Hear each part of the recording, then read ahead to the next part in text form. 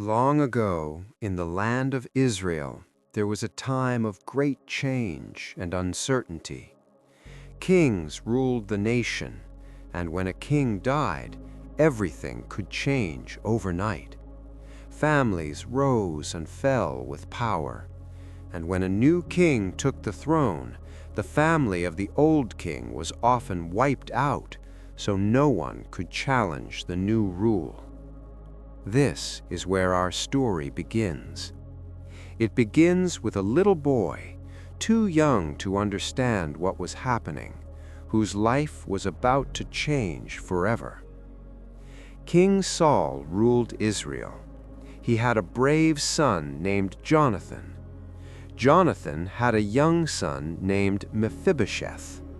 Mephibosheth lived in the palace, surrounded by protection, servants, and hope for the future. But one terrible day, news arrived that shattered everything.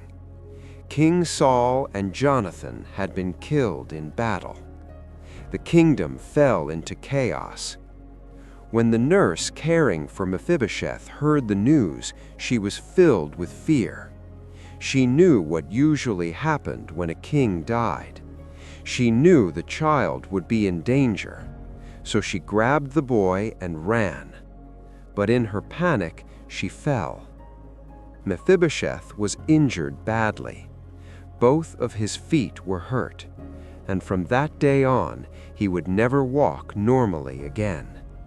He was only 5 years old.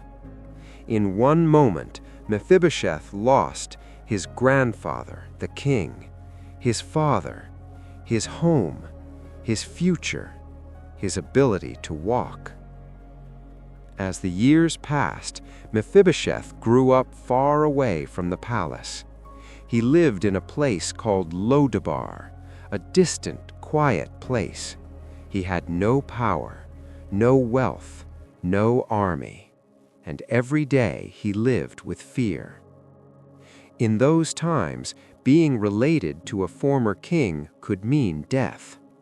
Mephibosheth believed that if the new king ever found him, he would be killed, so he stayed hidden, forgotten by the world.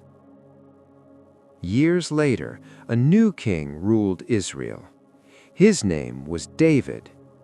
David had once been very close to Jonathan, Mephibosheth's father. They had loved each other like brothers, and long ago, David had made a promise that he would always show kindness to Jonathan's family. Now that David was king, he remembered that promise. So he asked a question that changed everything. Is there anyone still alive from Jonathan's family, so that I may show them kindness? Someone told him about Mephibosheth. Messengers were sent to Lodabar. When Mephibosheth heard he was being summoned to the palace, his heart must have pounded with fear. He likely thought, "This is it. The king has found me." Crippled, powerless, helpless, he had no way to protect himself. Mephibosheth was brought before King David. He fell face down before him. He expected judgment, but instead, David spoke his name, Mephibosheth. Then David said words that must have shocked him. "Do not be afraid." Those words alone would have felt like light breaking into darkness. David continued speaking gently. He told Mephibosheth that he would restore all the land that once belonged to Saul's family. And then he said something no one expected. "You will always eat at my table, not as a servant, not as a prisoner, but as a family." A man who thought he would be killed was welcomed instead. Mephibosheth could hardly believe it. He said, "What an eye, that you should show such kindness to someone like me." But David meant what he said. From that day on, Mephibosheth lived in Jerusalem. He ate at the king's table every day.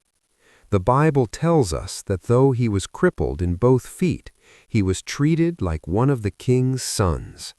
The scars of his past were still there, but fear no longer ruled his future. This story shows us something powerful.